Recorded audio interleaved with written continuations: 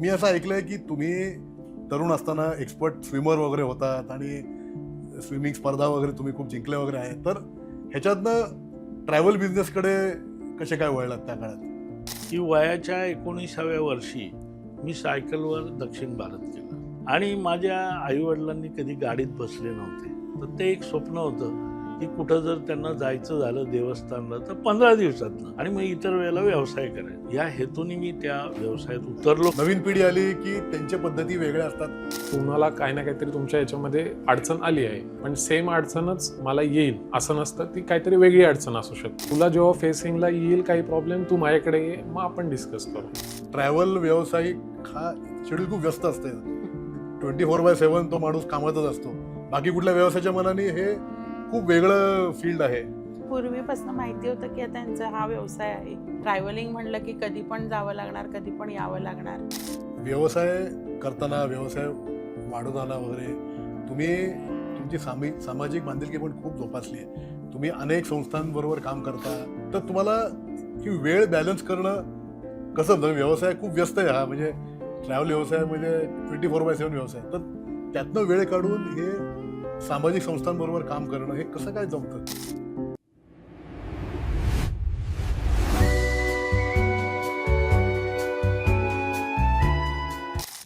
नमस्कार मंडळी, smart traveller podcast सिरीजमध्ये आपलं परत स्वागत आहे.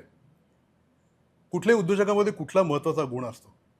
तो गुण आहे की कुठल्याही आलेल्या संकटावर तो नीट त्याला तोंड देऊन पुढे जातो. काही कुठलंही संकट यावं, की अगदी धंदा बंद करावा लागतो का नाही अशी वेळसुद्धा कधी कधी येते त्याच्यावर.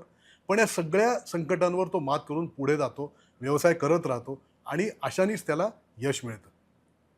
बरं, हा व्यवसाय करताना ती व्यक्ती जर सामाजिक बांधिलकी पण जोपासत असेल, एकत्र कुटुंब पद्धतीत राहत असेल आणि एकत्र कुटुंब पद्धतीमुळे त्याला जास्त बळ मिळत असेल, तर हे सोने पे सुहागाच म्हणायला पाहिजे या सगळ्याला. तर अशा 3 वेगवेगळ्या लेवल्सवर आपण आज एका खास फॅमिलीबरोबर चर्चा करणार आहोत, ज्यांनी मी म्हटल्याप्रमाणे अनेक संकटावर मात करत करत आज एका यशाच्या शिखरावर ते पोहोचलेले आहेत.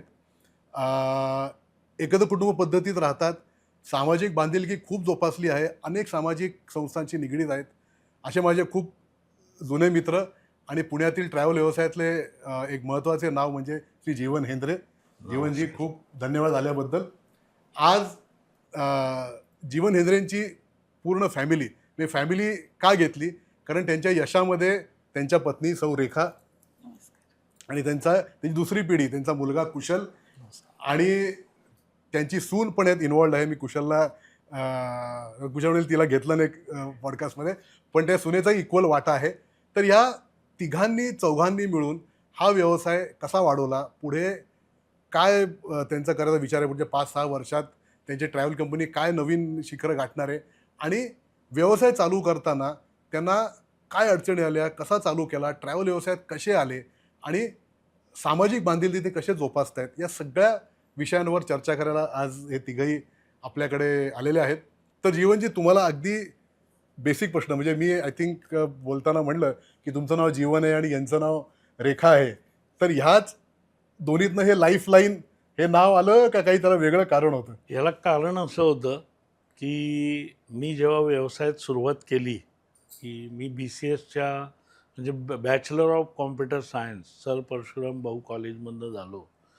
त्यावेळेला सहज असा मनामध्ये विचार आला की म्हणजे लोक त्यावेळेला गाड्या घेतात स्वतःसाठी किंवा काय.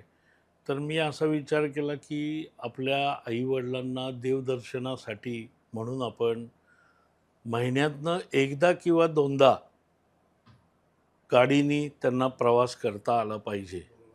म्हणून माझी ती कल्पना तिथनं सुरुवात झाली. ते करत असताना आता व्यवसायाला काय नाव द्यायचं, बरोबर. तर मी असं ठरवलं की पुढच्या दृष्टिकोनातनं हा व्यवसाय आपल्याला करायचा आहे. माझं नाव जीवन आहे आणि त्यावेळेला एक लाईफलाईन सिरीज चालू होती मेडिकलची. बरं. तर मग तो माझ्या डोक्यात विषय आला. माझा मित्र होता, त्यांनी पण मला खूप सहकार्य केलं. तो आता अमेरिकेमध्ये अभय आणि त्याच्या बहिणीनी. तर त्यावेळेला ते एक लाईफलाईनचं असा जो लोगो होता, हार्टचं जे वर खाली असं होतं ते. तर ते माझ्या मित्रांनी ते रात्री बसून दोघांनी मिळून इतकं छान ते तयार केलं आणि मग व्यवसायाला सुरुवात झाली. मला वाटतं तुम्ही जे त्यावेळेला म्हणलात ना की जे लोगो तुम्ही म्हणलात वर खाली, तो आय थिंक मला वाटतं हेच आहे की संकटात आपण खाली येतो, परत उभारी घेतो. व्यवसाय वर खाली होतो. हा. आणि त्याच काळामध्ये मग असा विचार केला आणि मग नंतर आमचं व्यवसाय तर चालूच केला. लग्न झालं त्यावेळेला मग बायकोचं नाव आम्ही, माझ्या मिसेसचं पत्नीचं नाव रेखा ठेवलं आणि मग ते जीवन रेखा हा तो त्यावेळेला, म्हणजे माझी एक सवय आहे की काही करायचं झालं ना तर पुढचा एक 5 वर्षाचा दृष्टिकोन ठेवायचा की आपल्याला चालायचं आहे कसं. मलाही नवीन लोकांना हे सांगायचं की व्यवसाय करताना दृष्टिकोन टप्प्याटप्प्याने, जसं आपलं मंदिर काय आहे आणि मग पायऱ्या चढत जातो, तशी ही मला पहिल्यापासून लागलेली शिस्त आहे की एखादी गोष्ट आपल्याला काही करायची झाली तर आपल्याला त्याच्यामधनं 2 वर्ष 5 वर्षाचे टप्पे ठेवले पाहिजेत आणि ते एक एक एक एक शिखर करत आपण जर गेलो पुढं तर आयुष्य नक्की सक्सेस होतं. हा पहिला व्यवसाय किंवा कुठलाही सामाजिक असो, तुम्ही कुठलंही काम करा, घरातलं करा, कुठलंही करा, त्याला थोडंसं आर्थिक किंवा ह्याचं ह्या टप्प्याटप्प्यानुसार जर केलं, छोटे छोटे टप्पे पार करायला लागलो, कारण त्यावेळेला आपलं वय खूप कमी असतं, पण नक्की आपल्याला आपलं मंदिर, आपलं ध्येय काय आहे हे ठरवलं पाहिजे व्यवसायाचं.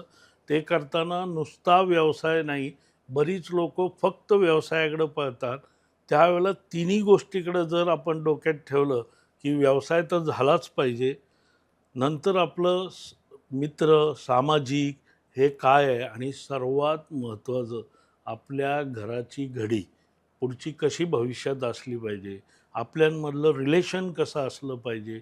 कारण हे तिन्ही जेव्हा एकत्र येतं ना तेव्हा मी आज तुम्हाला सांगू शकतो आनंद, समाधान, घरच्यांशी एकत्र कुटुंब पद्धतीमुळं मिळालेले फायदे, मित्रांशी वागणाऱ्या गोष्टी, ह्या सगळ्याचा आपल्या व्यवसायाला खूप खूप मदत होती. मला वाटतं एकतर जमिनीवर राहणं सतत, कुठल्याही गोष्टींनी फार हवेत पण जाऊ नये आणि कुठल्या निंदेने फार खचू पण नये, हेच मला वाटतं यशाकडे घेऊन जातं आपल्याला. पण मी असं ऐकलं आहे की तुम्ही तरुण असताना एक्सपर्ट स्विमर वगैरे होतात आणि स्विमिंग स्पर्धा वगैरे तुम्ही खूप जिंकल्या वगैरे आहेत, तर ह्याच्यातनं ट्रॅव्हल बिझनेसकडे कसे काय वळलात त्या काळात? आता कसं झालं की पहिली गोष्ट हलाखीची परिस्थिती. त्यात मी तुम्हाला म्हटलं की काही लोक आईवडिलांना दोष देतात, तुम्ही आम्हाला. मी उलटं म्हणतो, त्यांनी जन्माला घातलं हेच आपलं काम आहे आणि त्याच्यानंतर पुढं त्यांना जेवढं काही करता आलं तेवढं केल्यानंतर आपल्याला लक्षात यायला पाहिजे की आता ह्याच्या पुढं आपल्याला केलं पाहिजे. योग्य वयात वडिलांनी 10वी झाल्यावर सांगितलं की आता मला काही तुझी म्हणजे शिक्षण करायची जबाबदारी होणार नाही. मग त्याच वेळेला कुठे दूध टाक, कुठे पेपर टाक. नंतर जलतरण येत असल्यामुळं त्याच्यामध्ये मी शिकवायला सुरुवात केली आणि अशा वेगवेगळ्या ह्याच्यातनं मला जे काही 4 पैसे मिळायचे त्याच्यातनं मग कॉलेज जीवन माझं स्टार्ट झालं. ते करता करता म्हणजे कॉम्प्युटर सायन्स, मग नंतर बॅचलर ऑफ कॉम्प्युटर सायन्स, असं करता करता परत मैत्री, ह्या सगळ्या गोष्टींमधनं मी खरोखर आनंदी जीवन जगत गेलो त्या ह्याच्यामधनं. पण ते करताना अशीच एक वेळ आली आयुष्यामध्ये की वयाच्या 19व्या वर्षी मी सायकलवर दक्षिण भारत केलं. बर, क्या बात आहे. की 62 दिवसात 6,500 किलोमीटर. बर. त्यावेळेला माझे 4 मित्र होते, त्याच्यामध्ये एक डम अँड डेफ होता, मूकबधीर, आणि आम्ही तिघं असे 4 जण साध्या सायकलवर आम्ही गेलो. वेगवेगळ्या राज्यांमध्ये गेलो, तिथल्या भाषा, त्यांच्याशी कसं बोललं पाहिजे. वयाच्या 19व्या वर्षी किती असेल ना माणसाचं हे, पण जेव्हा त्यामध्ये पडलं आणि कुणीही आपल्याबरोबर नाही आहे आणि असं करता करता 6,500 किलोमीटर आम्ही लिलाया पार पाडलं आणि घरी आलो. पण मला वाटतं हे सायकलवरनं फिरल्यामुळे तुम्ही म्हणलात तसं इतक्या वेगळ्या प्रकारचे अनुभव आल्यामुळेच माणसाला जो कॉन्फिडन्स येतो की आता मी कुठलाही व्यवसाय केला तरी मी त्यात सक्सीड होऊ शकतो, कारण मी इतके संकटावर मात करत पुणे पण परत आलो आहे. Right right right right. पण मग तुम्ही व्यवसाय सुरू करताना कसं, म्हणजे बरेचसे लोक गाडी घेऊन किंवा रेंट कारने सुरू करतात वगैरे, असं तुम्ही चालू केलं त्या बघा काळात का काय? त्यावेळेला मी जे म्हटलं तुम्हाला की लोक वयाच्या 19व्या-20व्या वर्षी पॉकेटमध्ये 10-20 हजार आहे, तर त्यावेळेला आरामात टू व्हीलर येत होती. मग मी टू व्हीलर जाऊन माझ्यासाठी काय करता येत असे तर ते म्हणजे 100मधली 90 लोक तसं करतात. मी असा विचार केला जो मी सांगितलं की माझ्याकडे आता 15-20 हजार आहेत, अजून आईनी वडिलांनी थोडे 5-5, 10-10 हजार मदत केल्यामुळं मी एक नॅशनलाइज बँकेकडनं कर्ज घेतलं आणि गाडी काढली, मारुती व्हॅन. तर तो जो मी तुम्हाला म्हटलं की त्या काळात खूप आईवड चालायच्या मारुती हां हां नवीन हां आले होते. सुरुवात झाली होती. आणि माझ्या आईवडिलांनी कधी गाडीत बसले नव्हते, तर ते एक स्वप्न होतं की कुठं जर त्यांना जायचं झालं देवस्थानला तर 15 दिवसातनं, आणि मग इतर वेळेला व्यवसाय करायचा. या हेतूने मी त्या व्यवसायात उतरलो खरा, पण माझी सुरुवातच आयुष्याची म्हणा किंवा काय, माझी आई गमतीने म्हणती की तू झाला तेव्हा भूकंप झाला होता म्हणून. म्हणजे तर- एंट्रीच धडाक्यात आहे. हां. तर व्यवसाय करताना सुद्धा किंवा शिक्षणात सुद्धा भरपूर अडचणी आल्या. 15व्या दिवशी माझी गाडी टोटल लॉस झाली, अर पूर्ण accident. नुकसान पूर्ण. आणि रात्री झाला हा प्रकार. मला त्यावेळेला फोन बिन सुद्धा फार रेअर होते. माझे एक विद्यार्थी होते, त्यांच्या वडिलांकडे नारायणपेठेमध्ये तो नंबर दिलेला होता. त्या ड्रायव्हरनी तो नंबर दिला. त्याच्यामध्ये फार महत्त्वाची व्यक्ती बसली होती. आता या ह्याच्यात पॉलिटिकल नाव सांगणं बरोबर नाही वाटत, पण ते सगळे सोडून निघून गेले. त्या बिचाराला मग आम्ही आणायला त्यावेळेला गेलो. पुण्यापासून जवळच 20-25 किलोमीटरच्या अंतरावर होतं.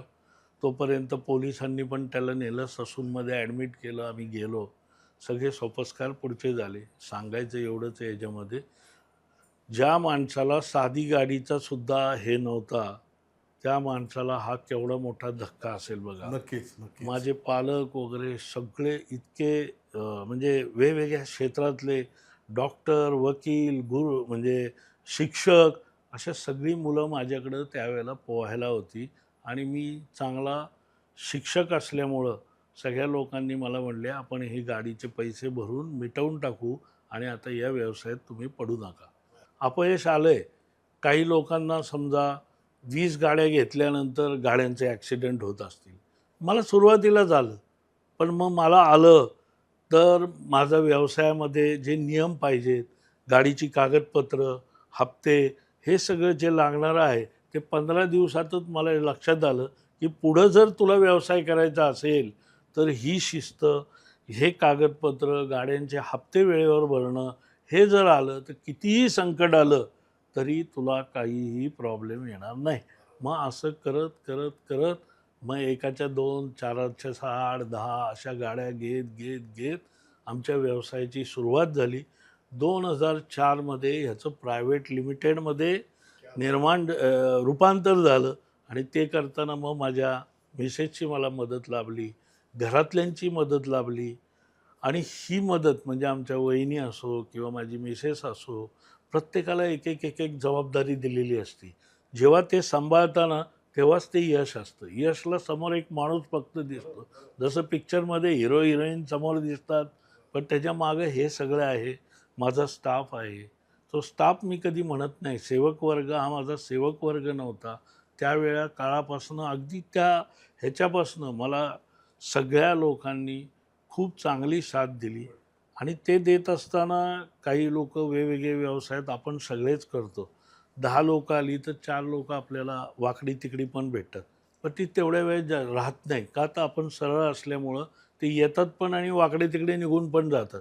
पण जे सरळ असतात ते आपल्याबरोबर आयुष्यामध्ये आपल्याबरोबर राहतात, व्यवसाय वाढवायला मदत करतात. पण अशा माणसांना ओळखणं आणि त्यांना जपणं हे सुद्धा त्या व्यावसायिकाचं काम आहे. नुसतं आपला व्यवसाय वाढतोय आणि आपण हे करतोय, तर अशी माणसं आम्ही वेळोवेळी प्रत्येक ह्याच्यामध्ये हेरली, त्यांना जपायचा प्रयत्न केला आणि त्यांच्यामुळंच हे यश संपादन करू शकलो. नक्कीच नक्कीच. पण तुम्ही म्हटलात की 2004 साली तुम्ही कंपनी प्रायव्हेट लिमिटेड केली, तेव्हा मॅडम पण तुमच्या जॉईन झाल्या. पण मी तुमच्याकडे येतो आता की ट्रॅव्हल व्यावसायिक हा शेड्यूल खूप व्यस्त असते. 24/7 तो माणूस कामातच असतो. बाकी कुठल्या व्यवसायाच्या मनाने हे खूप वेगळं फील्ड आहे. तर तुम्ही यांच्या वेळा आणि वेळोवेळी घरी येणं, बाहेर जाणं, कुठल्या वेळेला फोन येणं, हे तुम्ही त्या काळात म्हणजे तुम्हाला नवीन होतं, तुम्हाला एकदम शॉक बसला, का जाऊन माहीत होतं की असंच आपलं असं होणार आहे?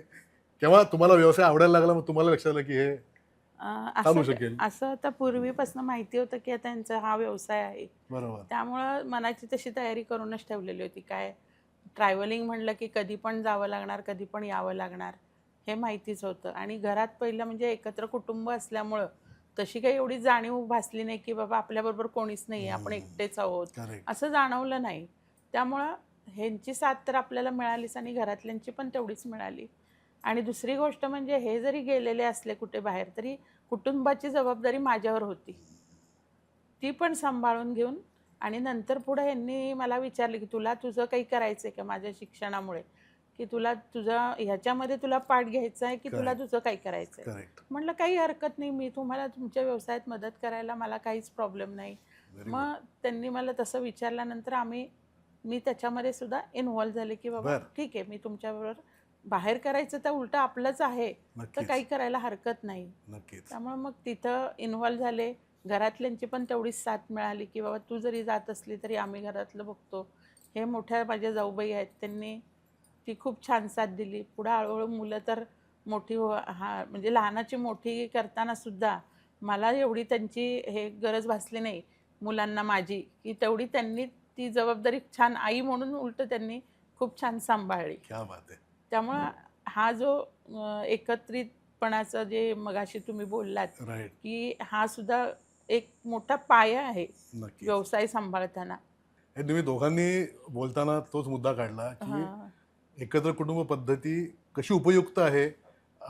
एक तर तुम्ही म्हणलात तसं की आपोआपच घरी आल्यावर वेगळे विषय होतात, सगळे बिझनेस टेन्शन तिथेच राहतात. घरी येऊन आपण वेगळ्या चांगल्या वातावरणात येतो आपण, आणि त्यांनीच मला वाटतं जास्त चांगलं आपल्याला वाटतं, घरी यावंसं वाटतं. घरी यायची ओढ तयार हां, होते. घरी यायची ओढ तयार आणि होते. व्यवसाय करताना जो आनंद मिळतो, ऊर्जा मिळती, ही सगळी घरातनं मिळत असते.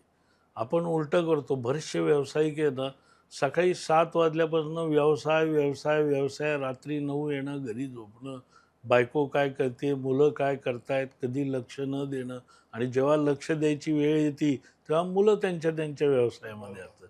म्हणजे मला आपल्या व्यवसायाची गणितं तर सांगावीशी वाटणारच आहेत, सगळेजण सांगतातच, पण ह्याचा खरोखर कुठं लिंकअप आहे हे खरं जर व्यावसायिकाला जर सुरुवातीलाच कळालं, तर तो सुद्धा जेव्हा व्यवसायाच्या किंवा किंवा आपल्या आयुष्याच्या 50व्या पुढच्या टप्प्यात येतो, तेव्हा तो व्यवसायाचा पण आनंद घेऊ शकतो, फॅमिलीचा पण घेऊ शकतो आणि मुलांचा पण घेऊ शकतो. बरोबर आहे. हे मला म्हणजे हा ॲक्च्युअल वेगळा विषय आहे, नाही, पण खूप महत्वाचं पण आहे. खरोखर व्यावसायिकांनी जर हे गोष्टी सांभाळल्या तर आज आम्ही जो घेतोय आनंद तो सगळेजण घेतील आणि तेच करावं ही आमची अपेक्षा आहे. आय थिंक तुम्ही दोघं आता जे बोललात ते मला वाटतं कुठल्याही यशस्वी उद्योजकाच्या यशाची गुरुकिल्ली आहे मला वाटतं ती. अगदी अगदी की म्हणजे दोघांची एकमेकांना असणारी साथ, आणि एकत्र कुटुंब असल्यामुळे बाकीच्या घरच्यांची पण साथ मिळते, जेणेकरून नवरा बायको दोघं एकत्रित बिझनेस वाढवू शकतात. हल्ली खूप कमी बघायला मिळतात या गोष्टी. तर मी कुशल आता तुझ्याकडे येतो की त्यांनी 20-25 वर्ष जो व्यवसाय म्हणजे अगदी छोट्यातनं होऊन खूप मोठा असा वाढवला, येस. तर तुला कधी वाटलं की नाही आपण सुद्धा ट्रॅव्हलमध्ये यायला पाहिजे का? तुझ्यावर त्यांनी फोर्स केलं किंवा म्हणजे असं घडतं आपल्याकडे की वडील म्हणतात नाही नाही तू हेच कर, नाही नाही तसं काही होतं का? तुलाही व्यवसाय आवडायला लागला मग तू आलास? नाही कम्प्लिटली म्हणजे त्यांनी काय असं फोर्स कुठलाच याच्यामध्ये काही केलेलं नाही. म्हणजे लहानपणापासून आत्तापर्यंत जे काही केलेलं आहे त्यांनी, तर त्यांनी कम्प्लिटली सगळ्यांना म्हणजे माझ्यासकट बाकी ताई नंतर वैष्णव अक्षय कोणावरही कुठलाही फोर्स आत्ता ते काही असं केलेलं नाही. त्यांनी कम्प्लिटली तुमचं क्षेत्र तुम्ही करा, पण त्याच्यात तुमचा म्हणजे काय म्हणतो आपण एक अव्वल नंबरपर्यंत बरोबर. तरी तुम्ही अचीव केलं पाहिजे. म्हणजे कुठलेही करताना असं नाही पाहिजे की त्याच्यामध्ये तुमचा कष्ट कमी पडत आहेत, स्मार्टनेस कमी पडतोय, मग तो तुमच्या आवडीनेच करा, पण छान करा जे काय करताल ते. असंच त्यांचा पहिल्यापासून हे आहे.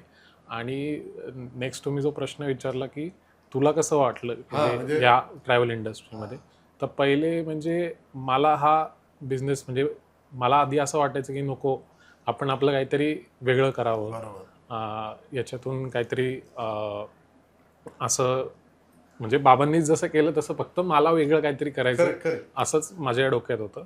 जसं प्रत्येकाला म्हणजे प्रत्येक मुलाला त्याचे वडील जे असतात ते एक आयकॉनिक टाईपच असतं, म्हणून तसं काहीतरी माझ्या मनात होतं. पण नंतर असाच विचार आला की की मी हे त्यांच्यातनं थोडेफार माझ्यात जीन्स आहेत त्याच गोष्टीचे, आणि परत ट्रॅव्हल पण मला आवडतं. असं नाही की कुठल्याही व्यक्तीला ट्रॅव्हल हे करणं आवडतं. नंतर इन फ्युचर मलाही फिरणंच आहेच आहे. आणि जेव्हा मी बिझनेसमधनं पण 1-2 ठिकाणी मी जायला लागलो, तर मला त्या क्षेत्रातली म्हणजे अभ्यास की थोडक्यात आपण आयटनरी करतो, नंतर ह्याच्यामध्ये थोडा मला आवड निर्माण झाली. आणि हे मी 10वी-12वीपासून नंतर थोडं जसं ऑफिसमध्ये यायला लागलो तसं मला हे करायला लागलं. म्हणजे त्यांनी असं काहीच फोर्स नाही केला. ते म्हणले तुला जेवढा वेळ मिळेल तेवढा तू इथं दे, नंतर तुला जसं तुझ्या पद्धतीने करायचं तू करू शकतो. असं त्यांनी कुठलाही फोर्स नाही केला. नंतर जसं मला आवड व्हायला लागली, मला आता त्याच्यामध्ये अकाउंट्स हा पार्ट जास्ती आवडायला लागला होता. म्हणजे पहिले स्टार्टिंगला बिझनेसमध्ये तो तर पाय आहे कुठल्या बिझनेस. हां. सो म्हणजे माझ्यात ती त्यांनी पण एक क्वालिटी निवडली होती की माझ्याकडे अकाउंट्स, मी 12th ॲप्रॉक्सिमेट माझ्याकडं 95 मार्क होते मला 100पैकी. सो मला ती एक आवडच होती अकाउंट्समध्ये. सो त्यांनी पण सांगितलं तू इथं अकाउंट्स बघ, थोडंफार तुला कसं वाटतंय तसं तुझ्या पद्धतीने. मग मी हळूहळू त्याच्यामध्ये लक्ष द्यायला सुरुवात केली. आणि मग थोडं नंतर आयटनरी वगैरे हे मला आवडायला लागलं वाचायला. मग त्याच्यामध्ये काहीतरी वेगळं काय करता येईल का आपल्याला. आयटनरी, प्रत्येक आयटनरी स्टँडर्ड आयटनरी असते, मग त्याच्यामध्ये आपल्याला असं काही वेगळं करता येईल का. मग बाबांना ते विचारणं की ह्याच्यामध्ये काय असं करता येतं का किंवा काही. मग तेही सांगायला लागले की तूही बघ, तू यूट्यूब बघ, तू या गोष्टी बघ, त्याच्यामधनं तुला काही ना काहीतरी सापडेलच. मग ते आवड निर्माण झाली एक प्रकारे. नंतर मग मला असं वाटत होतं की मला माझं डिजिटल मार्केटिंग पण करायचं आहे. मग डिजिटल मार्केटिंग मग मी ह्याच्यामध्ये पण कोर्स केला. आणि तो कोर्स करता आपल्या कंपनीला पण कसा फायदा होईल त्याच्यामध्ये, मग ती पण एक आवड मला निर्माण झाली होती. सो ती मी आपलं ॲप्लिकेबल केली. मग हळूहळू असं करत मग पूर्णच आवड निर्माण व्हायला लागली. मग माझा डिसिजन फर्म झाला की बाबा नाही, आपल्याला करायचं तर आपल्या बिझनेसमध्ये जे काही आपण करू तर तिथे वाढ करू, तिथे ग्रोथ आणू. ऑफकोर्स आत्तापर्यंत म्हणजे आपण हळूहळू वर जातो आहे, पण त्याला काही फास्ट फॉरवर्ड करता येईल का, त्याला आपण पुढे अजून उंचीवर नेऊ शकतो का, हा माझा त्याच्यामधनं पॉईंट ऑफ व्ह्यू झाला. आणि मग मी त्यांना हळूहळू जॉईन करायला लागलो. क्या बात आहे. आणि मला वाटतं नवीन पिढी येणं गरजेचं पण असतं, कारण आपण आपले विचारसरणी थोडी वेगळी असते. काळानुरूप त्यांची विचारसरणी नवीन मार्केट ट्रेंडला धरून असते, जेणेकरून नवीन आयडियाज पण येतात. पण तुमच्या दोघात असे काही कधी मतभेद किंवा मतभेद म्हणण्यापेक्षा डिफरन्स ऑफ ओपिनियन म्हणू त्याला आपण, की अरे असं नको, तू असं कर, मी असं केलं होतं, असं कधी झालंय आणि त्याचं सोल्युशन काय निघालंय? मी पहिलं सांगतो, मग तो सांगेल. याचं स्विमिंगमध्ये मी पहिलं घडवायचा प्रयत्न केला, पण नंतर लक्षात आलं की सचिन तेंडुलकर किंवा आपण जे म्हणतो की त्याचा मुलगा हा मास्टरच बनला पाहिजे, तर ते कधीतरी कोणाचं तरी आयुष्यात होऊ शकतं, सगळ्यांच्या होत नाही. मग मी ते ओळखलं, त्याला त्याच्यात ज्याच्यात त्याला टाकायचं आहे, खेळामध्ये प्रावीण्य करायचं आहे, ते त्याला करायला लावायचं. अशीच वेळ त्याच्याही आयुष्यामध्ये आली होती.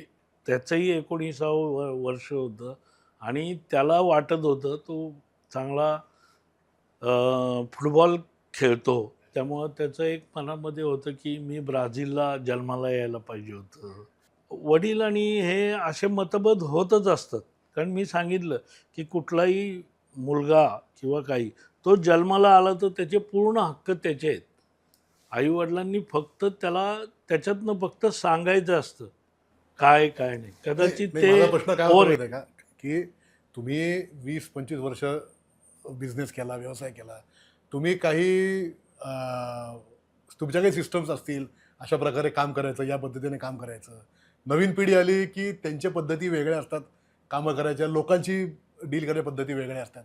तर अशा ह्याच्यात कुठे काही तुमच्यात काही झाले का, तू त्यांच्यावरच काम करत होता म्हणून झालं नाही? थोडक्यात पहिलं सांगतो की अशा गोष्टी होतात, 100% सगळ्यांमध्ये होतात, आमच्यामध्ये पण होतात. पण त्याच्यामध्ये माझ्या काही गोष्टी अशा असतात की पहिलं मी समजून सांगतो, नंतर समोर उभा करतो आणि मग डील करायला लावतो. ते डील करताना, डील संपल्यानंतर काय चुका होतात, काय नाहीत, ह्याच्यावर आमचं दोघांचं डिस्कशन होतं. तिथे थोडे हे होत असतात, नाही, ते कारण स्वाभाविक आहे. जुन्या आणि नवीन. स्वाभाविकच मग आहे. त्याच्यामध्ये मी पण विचार करत असतो नंतर की ह्याच्यात आपल्याला काय सुधारायची गरज आहे का. मग काही गोष्टी आम्ही हळू म्हणजे पहिल्यांदा माणूस कसं तो सोडताना 10 वेळा विचार करतो की बाबा योग्य हातात चाललंय का, योग्य हातात चाललंय का. ते करत करत आता मी पूर्णतः या व्यवसायात त्याच्याकडं 70 to 80% बिझनेस देऊन, तुला जसं आत्ता काही करायचं ते कर, तुला काही व्यवसायात प्रॉब्लेम आले मग माझ्याशी डिस्कस कर. म्हणजे अगदी आता लोक नवीन घेण्यापासनं किंवा काय करण्यापासनं हे तुम्ही तुमचं हळूहळू डेव्हलप करा. अशा पद्धतीने मी तो हँडओव्हर केला आहे. आता त्याला त्याला काय वाटतं त्याच्यात. हा, म्हणजे तुला, कारण नवीन पिढी जी आहे त्यांचे विचार खूप वेगळे आहेत मागच्या पिढीपेक्षा. आणि थोडंसं असं पण असतं की त्यांनी खूप कष्टाचा बिझनेस उभा केलेला असतो आणि पुढच्या पिढीला तो तसं म्हणायला गेलं तर तो आयता मिळतो. म्हणजे त्यात काही हे नाही, म्हणजे मिळतोच, तो आहे, त्याला फॅक्ट आहे ती. पण मग असं खूप लोक म्हणतात की ते नव्या पिढीला ना त्या बिझनेसची व्हॅल्यू नसते. असं एक खूप लोकांची चर्चा असते की पुढच्या आदल्या पिढीने खूप कष्ट करून उभा केला, यालाच काय सहज मिळालं. पण तो सहज मिळाला बिझनेस, पण त्याच तन्मयतेने करणं आणि वाढवणं यात खूप स्किल आहे. तर तुझं काय मत आहे याच्यावर? नाही, माझं हेच मत आहे की म्हणजे ऑफकोर्स नवीन टेक्निक्स येणार आहेत, सगळ्या गोष्टी नवीन येणार आहेत. आपण त्याला म्हणजे केला पाहिजे तशा पद्धतीनेच, नवीन टेक्निक्स प्रमाणेच आपण आपला बिझनेस हे केला पाहिजे. पण ऑफकोर्स एक्सपिरियन्स पण तेवढाच काउंटलेस आहे. म्हणजे 50% नवीन पद्धती, 50% एक्सपिरियन्स हा आपण कम्प्लिटली, म्हणजे कुठलाही नवीन बिझनेस जो करणार आहे किंवा जो आता ऑफकोर्स माझ्यासारखंच थोडंफार वडिलांना बिझनेसमध्ये मदत करून पुढे त्याचा तोच एक मेन पॉईंट ऑफ इन्कम होणार आहे. तर त्याच्यासाठी हाच माझा तरी सल्ला राहील की ऑफकोर्स तू एक्सपिरियन्सवर पण काउंट झाला पाहिजे आणि पुढे जो काही टेक्निक्स आहेत त्याला पण आपण ॲडॅप्ट केलं पाहिजे. हे दोन्ही सांगड घालूनच तो पुढे Yes. व्यवसाय. म्हणजे कुठल्याही याच्यामध्ये मतभेद होणारच आहेत की त्यांची ऑफकोर्स टेक्निक वेगळी होती, माझी काहीतरी वेगळी टेक्निक असणार आहे. पण म्हणजे मी त्यांना पण एका पॉईंटला असं म्हणलं होतं की मला पुढे येऊ दे, म्हणजे मला तो एक्सपिरियन्स करू दे. करेक्ट. तुमचं म्हणणं बरोबर आहे की तुम्हाला काही ना काहीतरी तुमच्या याच्यामध्ये अडचण आली आहे, पण सेम अडचणच मला येईल असं नसतं, ती काहीतरी वेगळी अडचण असू शकते. म्हणून मग मी त्यांना तसं म्हणलं, पण त्यांनी मला ते करून पण दिलं की ठीक आहे, तुला करायचं तू पुढे जा, तुला जेव्हा फेसिंगला येईल काही प्रॉब्लेम तू माझ्याकडे ये, मग आपण डिस्कस करू. Correct, correct. म्हणजे I think हे चालतं. हाच बरोबर अप्रोच आहे की जेणेकरून दोन पिढ्या समतोल आपोआपच त्यांनी येतो, बॅलन्स येऊ शकतो. की पहिल्या पिढी म्हणणं की नाही, तू तुझ्या पद्धतीने कर, अडचणी तर मी आहेच बॅकग्राऊंडला, आणि मी आहे सपोर्टिंग. कम्प्लिटली म्हणजे ट्रस्ट मला ते म्हणजे कम्प्लिटली त्यांनी नंतर मग म्हणून टाकलं की नाही, तू तुझ्या पद्धतीने कर, काही वाटलं तुला तर मी आहेच आहे असं. म्हणजे तो एक बॅकअप असणं पण एक आपल्याला मनाला एक शांती असते की नाही, माझ्या मागे कोणतरी आहे 100% असं. एक आपल्याला बॅकअप होऊन कॉन्फिडन्स डबल होतो. जो एक 50% कॉन्फिडन्स होतो, डायरेक्ट 100% वर जातो. आणि कुठलेही टूर नवीन करायचं झालं तर, कुठलेही जर आपल्याला टूर नवीन करायचं झालं, मला कल्पना आली तर मी पहिले त्यांच्याशी शेअर करतो की बाबा हे आपल्याला असं करता येईल का किंवा काय करता येईल. मग त्यांचा एक्सपिरियन्स त्याच्यामध्ये काउंट होतो की बाबा हे करताना हा विचार कर किंवा तसा विचार कर.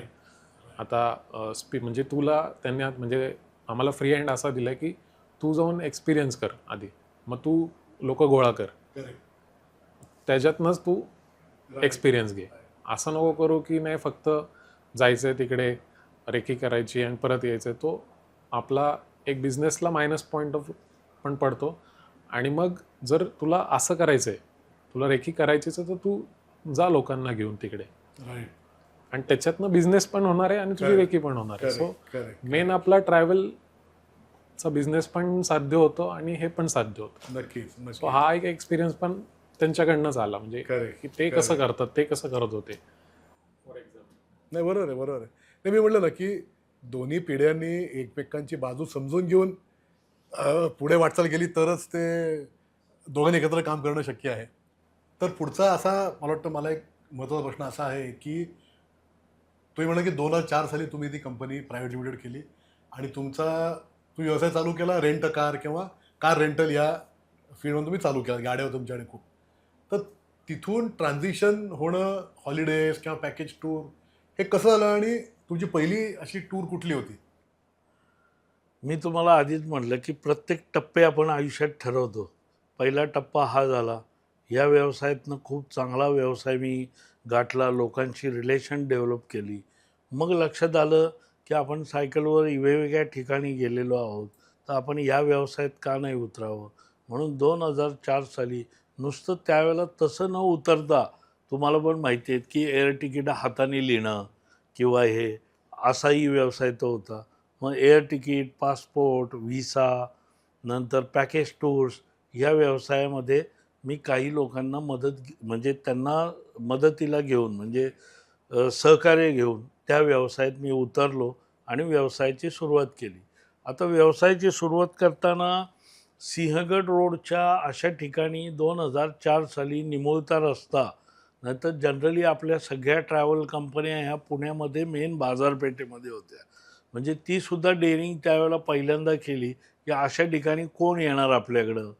मग तरीसुद्धा तो मनाचा पक्का विचार केला आणि तिथे मी माझी व्यवसायाची स्वतःचं ऑफिस घेऊन बनवून सुरुवात केली.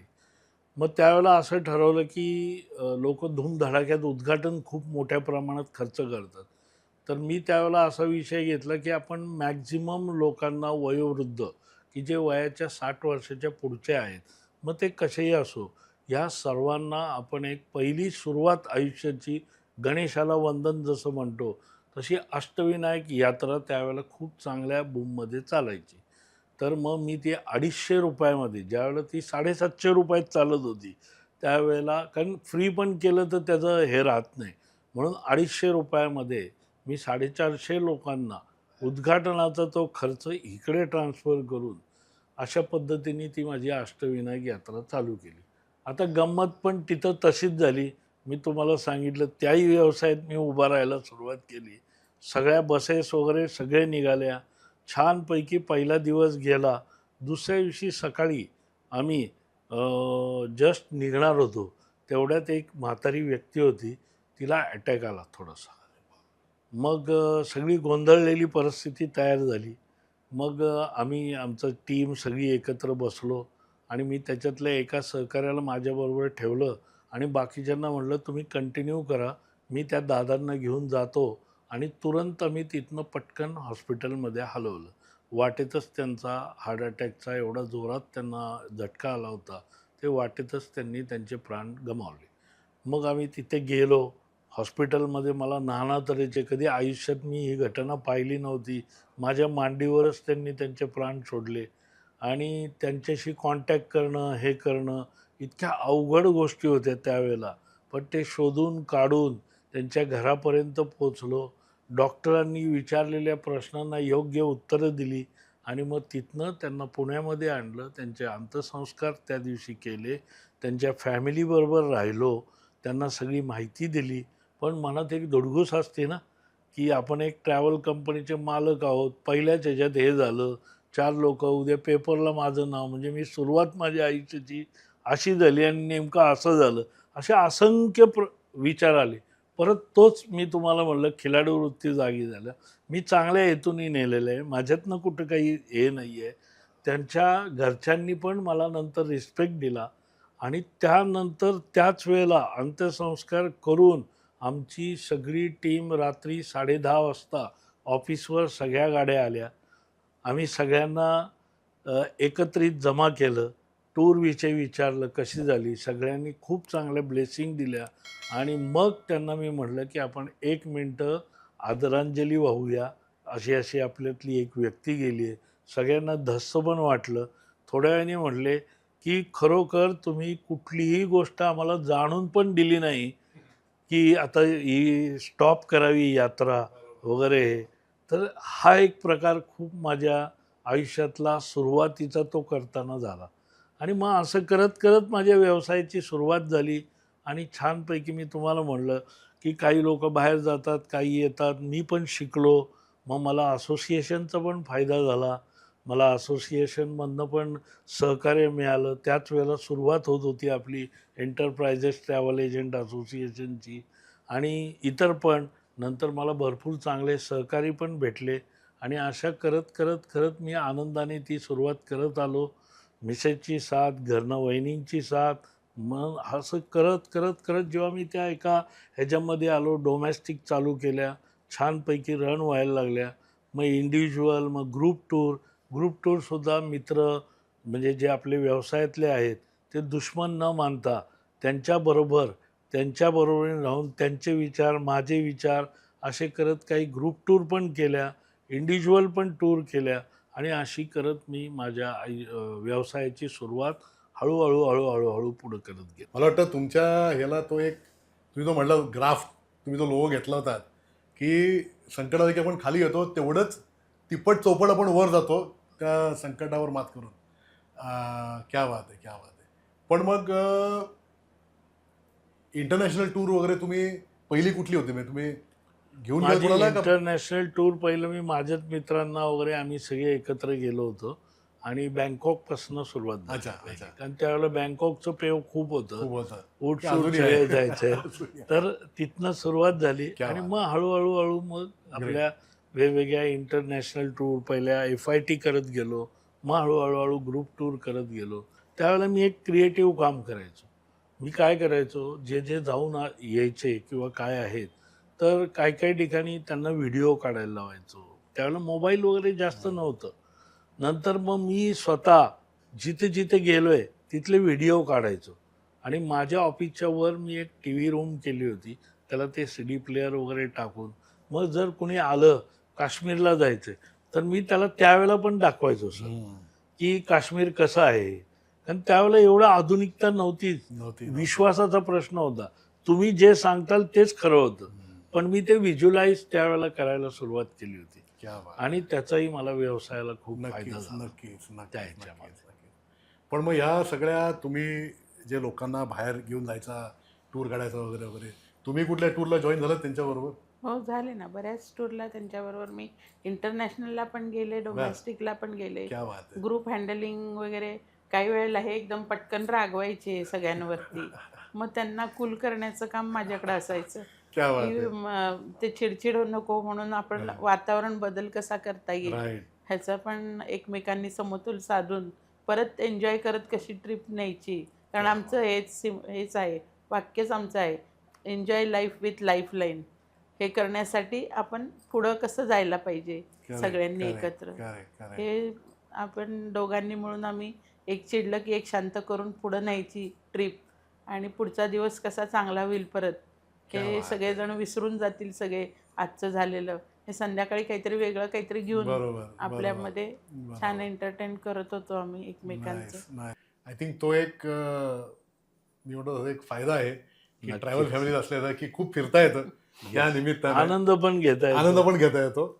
व्यवसाय आणि आनंद दोन्ही एकत्र मिळणं ते फार पण अवघड तुम्हाला एक क्रिएटिव्ह म्हणून सांगतो. आमच्या लग्नाची 25 वर्ष झाली आणि आम्ही अंदमानची टूर काढली होती असतं. आणि जवळजवळ 30-40 लोक होती. आम्ही काय त्यांना सांगितलं नाही की आमची 25 वर्ष लग्नाची त्यावेळेला आहे. तर त्यावेळेला एक असा प्रकार झाला की आम्ही त्या दिवशी समुद्रामध्ये आम्हाला स्क्युबा डायव्हिंग होतं प्रकार. तर मग आम्ही आधीच ठरवलं होतं की आम्ही आमचा रिंग सेरेमनी जो आहे तो पाण्याच्या खाली जाऊन करायचा. क्या बात आहे, क्या बात आणि ती एक वेगळी संकल्पना होती.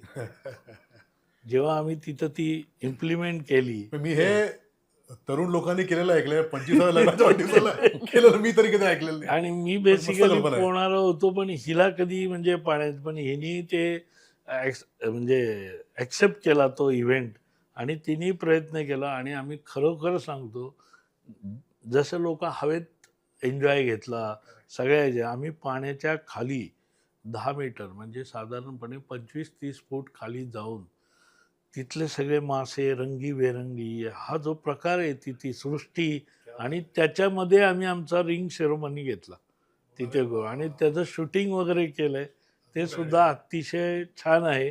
हा एक क्रिएटिव्ह आहे. म्हणजे आपण आयुष्यात, मी तुम्हाला सांगितलं की घर, व्यवसाय आणि ह्याची सांगड ज्याला घालता येते तो एन्जॉय करू शकतो. तर अशी एन्जॉयमेंट आम्ही केली. त्याचा फायदा असा झाला की बरेच लोकांना आम्ही ते दाखवल्यामुळं काही लोक ह्याच्यासाठी का होईना आमच्याकडे यायचे, आमचा बिझनेस वाढला. तिथे सुद्धा काही ज्यांनी त्या हे काढल्या होत्या आमच्या त्या व्हिडिओ, तर तेही त्यांनी तिथं लोकांना दाखवून त्याच्यातनं पण त्यांनी त्यांचे पैसे कमवायचा धंदा चालू केला. असा एक वेगळा आगळा उपक्रम पण आमच्या ह्याच्यामधनं क्रिएटिव्ह झालेला आहे. क्या बात है, क्या बात है, क्या. कुशल जेव्हा आला बिझनेसमध्ये वगैरे, तर तू डोमेस्टिक टूर केली, इंटरनॅशनल टूर केली पहिली का कसं? मी आता ऐकलं तुम्ही मध्ये मला वाटतं इस्रायलला पण एक ग्रुप घेऊन गेलात. तर इस्रायलला जाणं हे म्हणजे कोणाच्या आयडिया, आणि हे खूप आउट ऑफ द बॉक्स आहे. म्हणजे गेल्या कित्येक वर्ष मला वाटत नाही इस्रायलला फार कोणी गेलंय टुरिस्ट म्हणून असं, आणि ते शेतकरी तुम्ही घेऊन गेलात मी ऐकलं. तर ही आयडिया कशी काय आली? म्हणजे हे कुठनं सुचलं हे सगळं मेन? आता मी पहिले डोमेस्टिक आणि ह्याचं सांगतो सर, म्हणजे बाबा ह्याचंच सांगतील तुम्हाला इस्रायलचं. तर आता पहिली गोष्ट म्हणजे डोमेस्टिक, मी पहिले ग्रुप टूर सोबत एका गेलो होतो. तर केरळपासून माझी स्टार्ट झालं होतं ॲज इन, फक्त म्हणजे as an assistant tour manager मी गेलो होतो फक्त. आणि तिथनं माझी स्टार्ट झाली की ॲक्च्युअली कसं हँडलिंग होतं, काय होतं. आणि मग हळूहळू करता करता मग बाकीच्या टूर्समध्ये मी जसं जसं केरळ झालं, मग परत स्पिटी व्हॅली आहे वगैरे, असे हे सगळे टूर्स मी हळूहळू करत गेलो, इंटरनॅशनल असो डोमेस्टिक असो. मग आता ही जी इस्रायलची टूर आहे, तर त्याच्यामध्ये पण मी बाबांसोबत गेलो, वेगवेगळे हँडलिंगचे प्रकार शिकलो की मॅन हँडलिंग कसं प्रॉपर करावं, काय करावं, मग कोणाला किती कोणाशी किती बोलायचं, कसं बोलायचं, हे सगळं मी त्यांच्याकडनं शिकलो. आता ते पण इस्रायल टूर हा किती मोठा चॅलेंज होता. म्हणजे शेतकऱ्यांना घेऊन जाणं हे काय सोपी गोष्ट नाही आहे. बरोबर आहे. आता काय झालं म्हणजे थोडंसं त्याच्या मागे येतो, मग इस्रायल टूरचं सांगतो. व्यवसाय इतका छान पद्धतीने चालू होता, सगळ्या गोष्टी चालू होत्या. जसं 25 वर्ष लग्नाची झाली तसं व्यवसायात आलो आणि माझ्या वयाची 50वी कधी आली मला कळलं नाही. माणूस बघा नेहमी त्याचे पर्व असतात. वयाच्या 25व्या वर्षी तो जरा वेगळा असतो, 35व्या वर्षी वेगळा असतो, 40व्या जसं लेडीजचं असतं तसं माणसाची पण सायकल असते.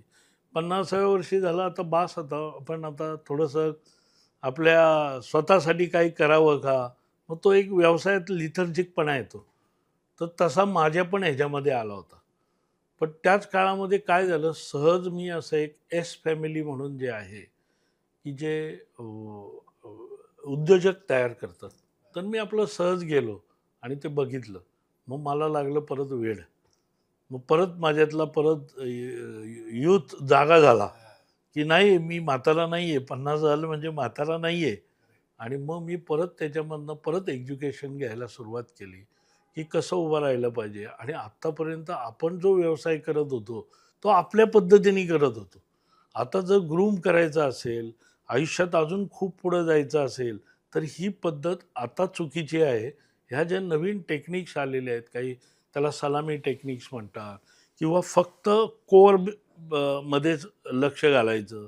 पूर्वी आपण बघा, आपण म्हणायचो 4 आण्यासाठी सुद्धा चालत जायचं, पण तो तेवढा वेळ जर तू व्यवसायात दिला तर त्याला तुला 4 आण्याचे 25 रुपये मिळणार आहेत. म्हणजे असा तो त्यावेळेचा 2015-16 सालचा तो विषय होता. मग ते मी शिकत गेलो त्याच्यामध्ये माझे रवी प्रकाश सर आणि श्वेता मॅडम म्हणून ज्या एस फॅमिलीच्या आहेत, अतिशय मला खूप मदत झाली. त्यांच्या जवळ गेलो, त्यांना सगळी माझी माहिती सांगितली आणि त्यांनी मला खूप चांगल्या पद्धतीने कधी कुठे जर असे काही टेंडर्स असतील, कुठे काही वेगळंपण असेल, तर त्याच्यासाठी तुला कसा अभ्यास केला पाहिजे.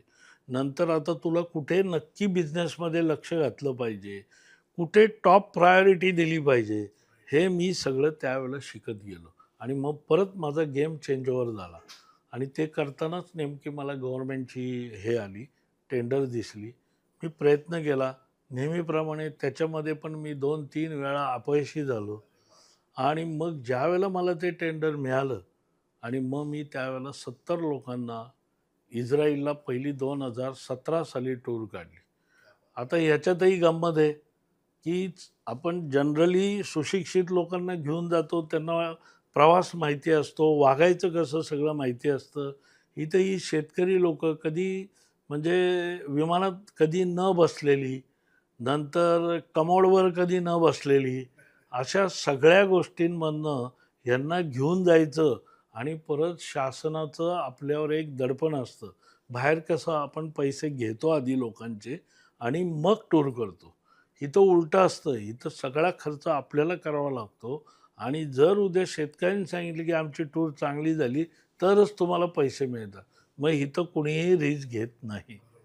प्रत्येक गोष्टीमध्ये तुम्हाला स्वतःचे पैसे. मार्जिन मनी पण अतिशय कमी. पण मी सुरुवात अशी केली, विचार असा केला की मी 3 वेळा ह्याच्यातनं मागं गेलेलो आहे. आता मला चान्स मिळालेला आहे, हा मला सोडायचा नाही. मी त्यावेळेला माझे सहकारी पण होते चांगले-चांगले. त्यांनाही म्हणलं होतं. पण त्यावेळेलाही ते म्हटले, "हे अवघड दिसतंय." ते मागं हटले. पण मी तो हे सोडला नाही आणि मी त्यावेळेला टूर घेऊन गेलो. त्याच्यासाठी आधी शेतकऱ्यांना इतकं त्यांच्यासारखं की मी शेतकरीच आहे आणि मी तुम्हाला सांगेल मी शेतकरी आहे का नाही आहे ते. तर त्यांना त्याची जाणीव करून दिली. मी तुमच्यातलाच आहे. मी सूट-बूटमधला कन्हैया नाही आहे की नुसती ऑर्डर देईल तुम्हाला, सांगेल वगैरे. तो आत्मविश्वास पहिला तयार केला आणि मग त्यांना सगळ्यांना तिथे हॉटेलमध्ये कसं वागलं पाहिजे, बाहेर कसं वागलं पाहिजे, ह्या सगळ्याचं नॉलेज देत त्यांना मी त्या टूरला घेऊन गेलो. ती टूरसुद्धा शेवटच्या दिवसापर्यंत असं वाटलं की आता खूप छान सक्सेसिव्ह टूर आहे. त्याच्यामध्ये पण एका शेतकऱ्याला असाच हार्ट अटॅक आला आणि ती टूरला मला अचानक सगळंच काही परदेशात असल्यामुळं माझी खूप धावपळ झाली. पण मी परत तसंच सांगतो, माणसाच्या रूपातच माणूस येतो. त्या शेतकऱ्यांमधला एक जो व्यक्ती होता, तो म्हटला, "काही काळजी करू नका सर, मी इथे थांबतो."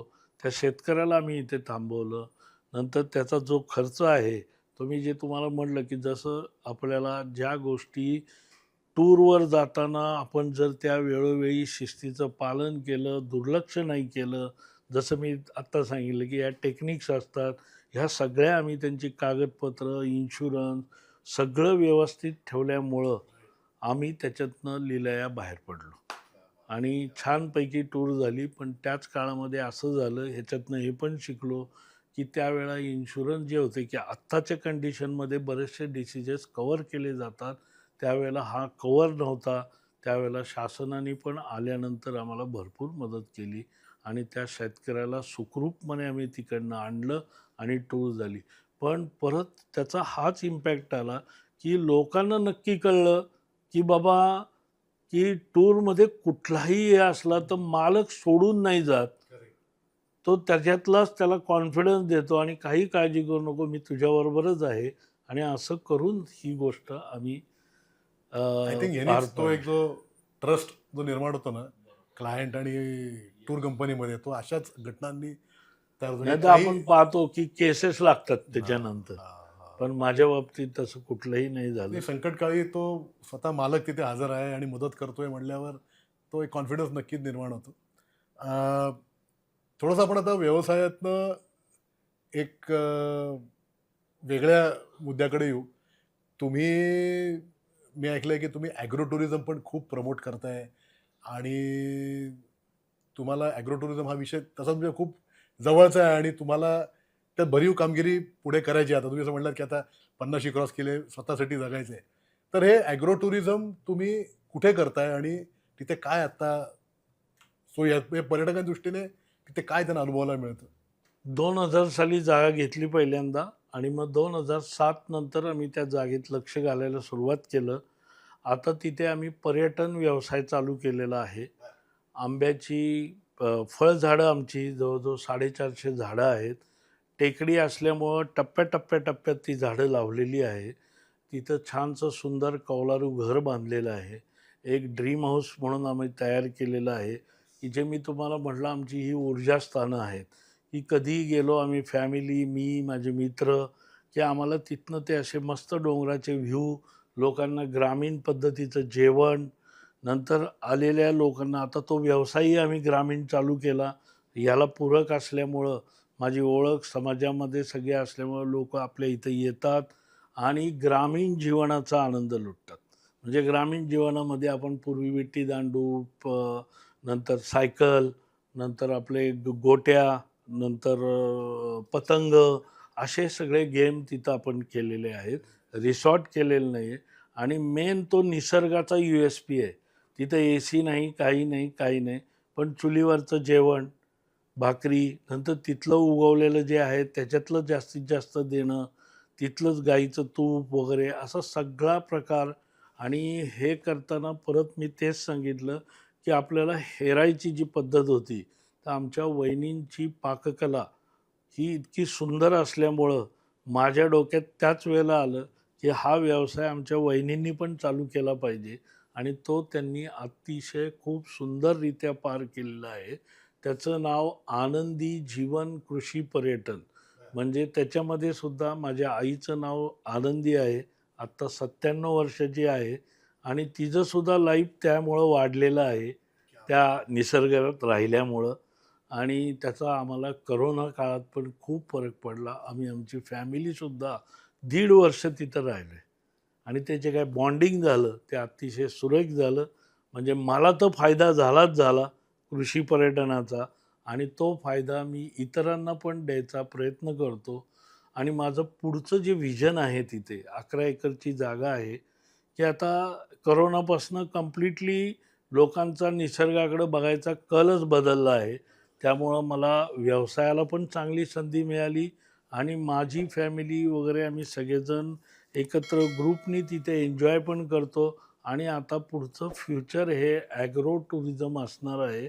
नाही, ॲग्रो टुरिझममध्ये तुम्ही म्हटलं तसं ते जे ग्रामीण ग्रामीण खेळ नाही आहेत ते आपण पूर्वी खेळायचो असे खेळ आहेत जे आजकाल मुलांना माहिती पण नाही आहेत आणि त्या खेळांची मजा तिथे गेल्याशिवाय त्यांना मिळणारच नाही किंवा तिथलं लोकल जेवण, स्वच्छ हवा हे सगळं तिथे गेल्यावरच तुम्हाला अनुभवतं. आणि ते आता जे लोक सोमवार ते शुक्रवार रात्रंदिवस काम करतात त्यांना एक विकेंड जरी असा मिळाला तरी तो अगदी हवासा वाटतो. म्हणजे लोकांना AC वास्तव्य, रिसॉर्ट वास्तव्य ह्याच्यातनं लोक, कारण त्यांचं राहणीमान पुण्यात सुद्धा त्याच टाईपचं आहे. त्यामुळं निसर्गाच्या जवळ जायचं प्रमाण हे यंग पिढीचं पण आता चालू झालेलं आहे.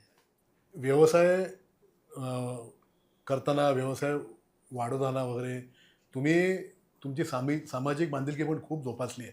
तुम्ही अनेक संस्थांबरोबर काम करता. तर तुम्हाला ही वेळ बॅलन्स करणं कसं जर व्यवसाय खूप व्यस्त आहे हा, म्हणजे ट्रॅव्हल व्यवसायामध्ये 24/7 व्यवसाय, तर त्यातनं वेळ काढून हे सामाजिक संस्थांबरोबर काम करणं हे कसं काय जमतं? सर, कुठलाही मनुष्य असला ना, त्याची पॅशन जर असेल ना त्याला सगळ्या ह्याच्यात, तर तो सगळ्या ह्याच्यामध्ये त्या पद्धतीने त्या वेळेनुसार वेळ काढून ते देऊ शकतं. त्याला फक्त मनातनं पाहिजे. जसं मी सांगितलं, की आपल्याला आपण सगळ्या ह्याच्यात असतो, पण मदत करणं हा जर प्रकार पाहिला, तर आता आम्ही तुळशीबागेमध्ये होतो. माझं जीवन पहिलं सुरुवातीत म्हणजे जन्म तिथं झाला.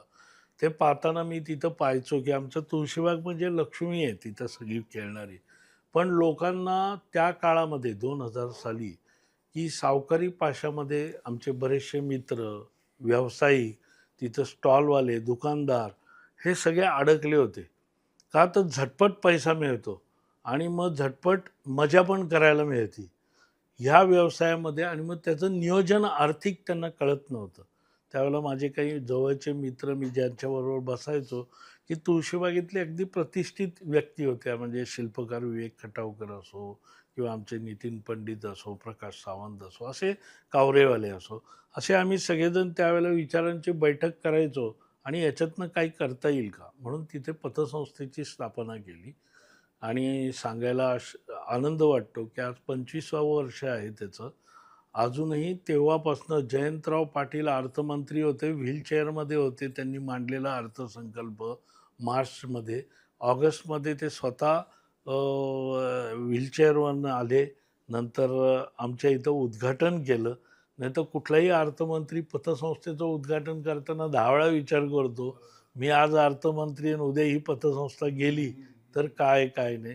पण त्यांनी विश्वास जो दाखवला तोच विश्वास आज आम्ही कायम पुढे केला. 25 वर्ष अ दर्जा असलेली पतसंस्था आहे आणि 10 कोटीच्या वर टर्नओव्हर आहेत. जे जुने सहकारी आहेत तेच माझ्याबरोबर आहेत आणि आम्ही अतिशय आनंदाने बऱ्याच लोकांना जी काही मदत करता येईल त्या ह्याच्यातनं, व्यावसायिक घडी कशी बसवायची, काय कशी बसवायची, हे आम्ही सगळे मित्र, माझे सहकारी, माझे तिथलं कर्मचारी वर्ग, आम्ही सगळेजण आजही ते आनंदाने काम करत असतो. तेच करत असताना मग लायन्स क्लब असो किंवा आपला असोसिएशन असो, त्या ह्याच्यात पण मी राहिल्यामुळं मला त्याही संधी आल्या.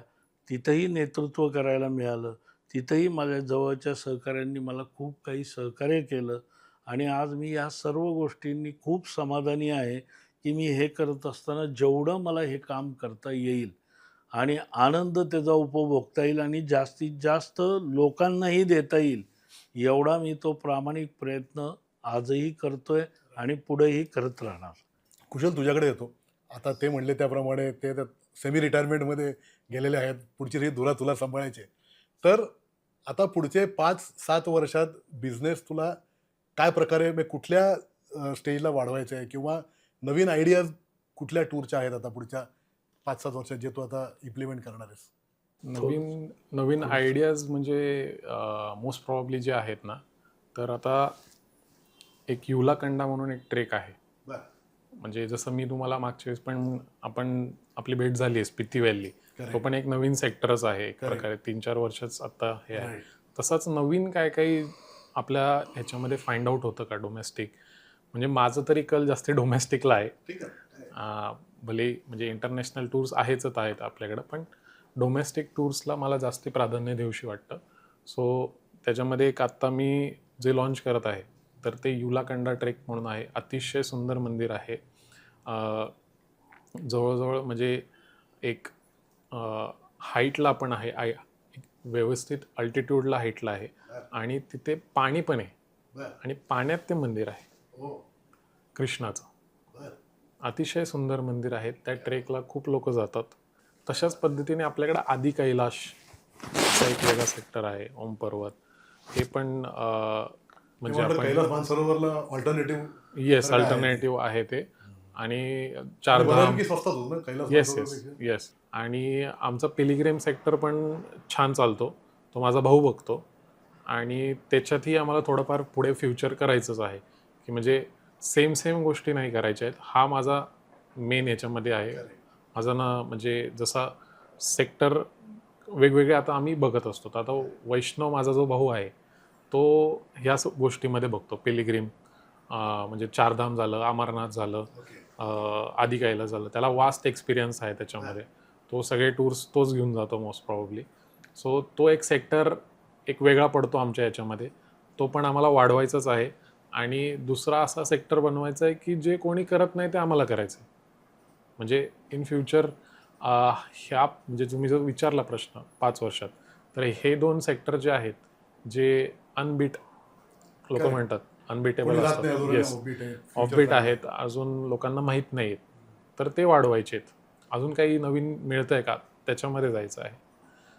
आणि जेही राजस्थान म्हटलं तर राजस्थानमध्ये पण वेगळं काय अजून करता येईल का, तर आपल्याला हे आमचं म्हणजे पुढचं 5 वर्षाचं विजन आहे. आणि ते करताना लोकांचा आमच्यावरचा ट्रस्ट बिल्ड करणं हे माझं काम आहे. सो ते मी माझ्या पुढे लक्षात ठेवून ते मी करणार आहे. आय थिंक तेच महत्त्वाचं आहे. म्हणजे जेव्हा धंदा एका पिढी दुसऱ्या पिढीकडे जातो, तो ट्रस्ट फॅक्टर लोकांच्या मनात तेवढाच कायम राहणं हे खूप गरजेचं आहे. नाहीतर तो व्यवसाय तेवढा वाढत नाही. पण मला वाटतं तुम्ही जो निर्णय घेतला आहे सेमी रिटायरमेंटचा तो अगदी सार्थ आहे, केपेबल आहे पुढची पिढी खूप हे सगळं पुढे न्यायला. तर ह्या सगळ्या आपण आता जी काही चर्चा केली म्हणजे अगदी आपण व्यवसाय कसा असावा, कसा वाढवावा, सामाजिक बांधिलकी कशी जपावी किंवा आपण पर्सन टू पर्सन रिलेशनसुद्धा कसे मेंटेन राहावेत आणि ह्या सगळ्यामध्ये एका व्यावसायिक कुटुंबामध्ये जॉईंट फॅमिली कन्सेप्ट किती महत्त्वाची आहे, त्याचा किती फायदा आहे, सगळ्या विषयांवर बोललो. तर या सगळ्याचं सार म्हणून तुम्ही एक दर्शकांना काय सांगाल? मी जरा थोडंसं आमचा जो मी जे तुम्हाला सांगितलं की कुटुंब एकत्र, नंतर त्यांच्यातल्या कलागुण, जसं आता कुशलचं त्याच्यामध्ये एंट्री होती. माझा दुसरा जो पुतण्या आहे म्हणजे माझा मुलगाच वैष्णव म्हणून, तो त्याचा पण व्यवसाय करतो आणि मदत पण करतो. म्हणजे काही लोकांमध्ये जर असं बघितलं आपण की तो त्याचा व्यवसाय असेल तो त्याच्यामध्ये करतो, पण आम्ही असं शिकवलं आहे मुलांना, तू हे पण शिक ते पण शिक, एकमेकांमध्ये एकमेकांना कळलं पाहिजे की कोणाचे व्यवसाय काय चालले पाहिजेत आणि मदत केली पाहिजे. मला आता फक्त एवढंच सांगायचं आहे की व्यावसायिक लोकांसाठी मी काही एवढा मोठा नाही, पण मी माझ्या यशाची गुरुकिल्ली आपल्यापुढं माझ्या जीवनाची गुरुकिल्ली ही उघडली आणि व्यवसाय कसा केला मी, आणि लोकांनीसुद्धा कधीही संकटं आली किंवा निगेटिव्ह गोष्टी झाल्या तर निगेटिव्हकडनं पॉझिटिव्हकडे कसं पाहायचं एवढंच या तुम्ही ह्याच्यातनं जर घेतलं आणि तुमचे व्यवसाय कुठलेही असो, ट्रॅव्हल असो, कुठलाही छोटा असो मोठा व्यवसाय असो, तुम्ही या पद्धतीने जर पाहिलं तर 100% तुम्ही व्यवसायात प्रत्येक गोष्टीमध्ये नक्की यशस्वी होताल. हेच मला फक्त त्याच्यातनं सांगायचं. नमस्कार, मी जितेंद्र बोरू. एप्रिलमध्ये मी लाईफलाईन टूर्सकडनं हिमाचलची टूर केली. शिमला, कुलू मनाली, डलहौसी वगैरे असे सगळे ऑर्गनाईज केली होती. खूप छान पद्धतीने ऑर्गनाईज केलं. पुणे टू पुणा मला सिंगल गाडी मात्र सुद्धा त्रास झाला नाही काही. खूप फॅन्टॅस्टिक पद्धतीने ऑर्गनाईज केलं होतं आणि मला असं वाटतं सगळ्यांनी यांच्याबरोबर जाऊन एकदा अनुभव घ्यावा लाईफलाईन टूर्स अँड ट्रॅव्हल्सकडनं. थँक्यू. नमस्कार, मी शिल्पकार विवेक खटावकर. आज आपल्याला भेटण्याचा योग म्हणजे पुण्यातील नामांकित टूर्स अँड ट्रॅव्हल्स कंपनी असलेली लाईफलाईन टूर्स अँड ट्रॅव्हल्स, त्याचे सर्वासर्वे असणारे जीवन हेंद्रे हे आमचे अगदी लहानपणापासूनचे मित्र. त्या लाईफलाईन टूर्स अँड ट्रॅव्हल्सतर्फे आत्तापर्यंत मी जेवढ्या काही ट्रिप केलेल्या आहेत, अतिशय सुरेख अशा ह्या ट्रिपमधला अनुभव मला घेता आलेला.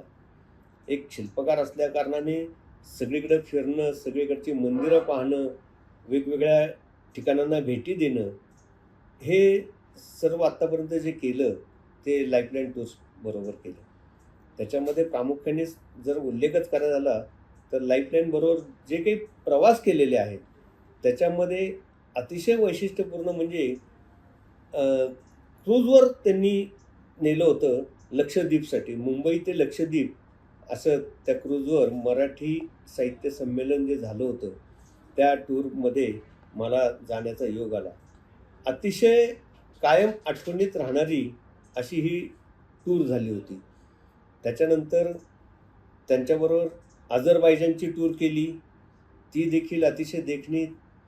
3 स्टार 4 स्टार हॉटेलमध्ये राहण्याची उत्तम व्यवस्था, तिथल्या साईट सीइंगसाठी वेळेत येणाऱ्या गाड्यांची व्यवस्था, कसल्याही प्रकारचा त्रास न होता अशा पद्धतीच्या टूर ह्या अनुभवायला मिळाल्या.